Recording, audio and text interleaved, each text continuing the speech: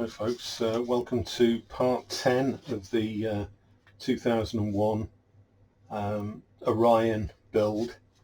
It's been a bit of a long haul, this one, but I've finally got to the point where it's pretty much finished. So let's just move that out of the way. I'll switch to the other camera, and here we go. As you can see, it's pretty big. Let me just bring it a little bit closer so you can have a look at some of the detail on there. So really happy with the finish on this finally, and it's been a bit of a slog to get this done, but I've been trying to get it finished before the weekend coming up, because I'm going to be at Telford on the TV and movie table. So if anyone's going to Telford and they want to come along and have a look at it, then it's going to be there along with the space station and a couple of other things. But as you can see, the panel details come out really well. I'll talk a little bit about that in a second. And I've just actually I'm just building a stand for it, which is going to contain the power supply. It's going to run off a 9-volt battery, but if I can get this connected up here, there we go. There's the engines lit in the back. Pretty subtle, they're just a blue light. They probably look quite bright on the camera, but they're not really that bright in reality. But it just gives a bit of interest at the back end. You can probably see, bring that up a bit closer, you can see the strakes that I added inside using some thin evergreen strip. There's a couple of tiny little bits need touching in on this, but I'm just working my way over it now. In terms of the cabin lights are on. You probably can't see anything through the window on camera, and you can barely see anything anyway. However, where are my glasses, I can see the Floyd figure and the stewardess in the aisle. So it is just about visible. I did replace the windows, the kit windows, with acetate, because it's much clearer than the transparency supplied with the kit. I'll just release the battery there. The cockpit is lit as well, and also the navigation lights on the wingtips and the 2 forward lights here, although they haven't come out as bright as I thought they might, but I'm actually quite pleased by that, because it doesn't detract from, when you look at it you can see the lit, but they're not sort of like really powerful. Overall, it's come out really well, considering the problems I've had with it over the course of the build. I've been building this for the best part of 2 years, mainly because I put it to one side and gave up on it for quite a while. But in terms of the paneling, I basically sprayed the whole thing gloss white and left it to dry for a few days, and once it was dry, I basically covered a lot of it with masking tape and cut around the panel lines, because the sort of recessed lines, so you can run a sharp blade into them and sort of cut the shapes of the panels out. And I worked my way across it and left some panels exposed. Then I gave it a coat of, or the exposed panels, a coat of Tamiya Insignia white, which is a kind of like a sort of like an off-white colour. It's got a slightly sort of brownish hue to it.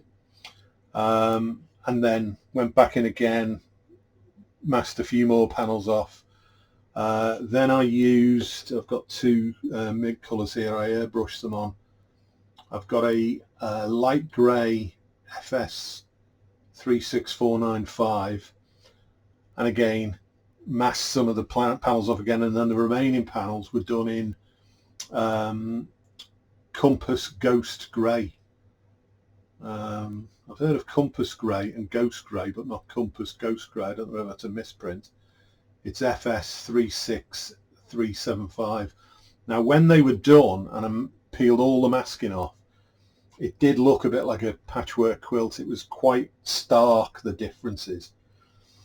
So I left it a day or two, and then I dusted over it using a rattle can of white primer, and I put about 2 or 3 coats of white primer over it, just dusted it on. And the automotive white primer that I use it obviously does its job as a primer because it sort of keys to the surface, but it is actually quite translucent. It's not pure white, so it's left. It's almost been like putting a wash over it, and it's left the panels showing. But the more muted greys, which I think fits the look of the thing. I've seen a few of the builds that were done for the Cubic exhibition, and I mean, I'm not knocking the guy that did it, but it just looks a little bit too sort of blue in places, and there's patches of yellow on it, and I don't really see that on the movie, so I'm more than happy with this. And then you'll notice the decals, they were done using a sheet that I got from Japan by Maganote Productions, and you can find them on HobbyLink Japan. And the sheet was about, I think it worked out about 20 quid for the sheet, which seems a lot. However, there's no, or very few decals supplied with the kit, certainly no Pan Am logos or words, and obviously it's got the Pan Am on the bottom of the wing, the Pan Am along the side. It's got the logos here, but it also comes with an awful lot of stencil markings as well, and they're finer than the ones you get in the Moebius kit. So these kind of what look like kind of refueling points that you'd see on a regular plane. I think they actually used the decals from some kits to do these on the original model, and there's a few things saying caution and no step and things like that. So little tiny red bits there. There's some black rectangular parts there. I went ahead and painted these red pieces here. Now they're shown on all the reference materials I could find. They are shown as red. They don't really show up in the movie, but that could just because the thing was overlit. So I've painted them in red. It just adds a little bit of colour to the front. You know, there's a few stencils on the bottom as well. There's a couple of things here, and I've added just a little bit of exhaust smoke from a few of the panels there with MIG weathering powders. But overall, I think it looks really good now. There's a little bit of smoke coming from these exhausts on the back. I may still go in, and if I turn this round so you can see it from the other direction, these sort of intakes here, they're the kit decals, the black part, but I don't know whether to just touch in the front edge of them in black just to sort of look like it's an actual scoop. I think I might do that before I take it to the show on Saturday. You can see probably, if I can put the battery on again. There you go. So you can see the cockpit lit with the pilots in. I went for I've seen some of these lit in red and some lit in white. So I went for white just so you could actually see inside the cockpit. You can really see anything when it's red. You can't see very much because the canopy's a bit on the thick side. You can also see the green wing tip light there and the red one on the other wing tip there. So all in all, it's come out all right. You can probably see the little white lights in the front there which were done by fibre optic, running fibre optic up from the back end of the ship. But overall, I think it's looking pretty good, and well pleased with it. So it is quite a size, and I'm glad it's done with now, because I really did struggle with some of the build, particularly the seam along the top here. I think I mentioned in one of the other videos that they'd tried to disguise it as a panel line, but it ran the full length of the fuselage, and it just didn't look right at all.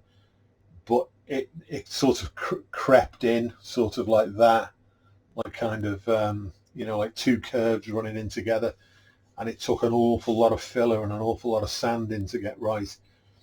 I also found the fit of this part here, where this part met the fuselage, because this all sort of attaches at the back, completely the wrong shape here, and when you got it level at one side, it stuck out the other side, and it wasn't anything to do with anything I'd done here, because that was correctly assembled.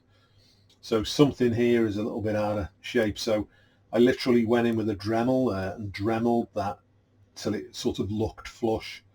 And although if you look at it from a certain angle, you can see that it actually creeps in a little bit now where I've sanded it, overall you don't really notice that, because your eye's taken by these vents and the Pan Am logo. Yeah, so well pleased with it. It's going on a stand on the table in Telford. I'll be there Saturday and Sunday, so if anyone's watching this and they're going to Telford, then come and have a look on the TV and movie stand. We've got a Jerry Anderson sort of tribute going on one end of it. I think we've got an 18-foot table, so quite a lot of space to fill. I'll have the space station there. I'll have this. I've got the Comlock and stun gun from Space 1999 that I've done for the Jerry Anderson thing, and there may be other 2001 stuff there as well. I'll take a few extra models just in case we've got space, and and I can drop them on the table. But we'll be there 2 days, so as I say, come and have a look if you're there, and you can see it in close-up. So all in all, glad that it's finished. If I switch camera, you might just get a better view of the overall finish on it there. A little bit in shadow there, but you can get the general idea. It looks pretty decent. So so pleased with it. Not the greatest kit of theirs I've ever built, but apparently, chatting with a couple of people online, I found out that there had been some production problems with this kit, and I think they had to go back to the drawing board at one point to get the shape right or whatever. So so yeah, it is what it is. I think I'm going to be finishing off an Aries next. I've come up with another idea for motorizing the legs. I did that sort of, there's a video going back a while now where I motorized the legs, but I was having problems with them synchronizing. I think I've solved that problem now. So the one that I did have the motorized legs, I'm going to build as a static, and then I'm going to motorize. I've got another kit to build to motorize there. So yeah, so all being well, it'll catch a few people's eye on the weekend, and hope to see you there. If you're coming along, come and say hello. So I'll sign off now, and just look out for any other videos coming up. I've got some more videos coming along in the next week or so. Different projects. There's a couple of projects I'm finishing as well.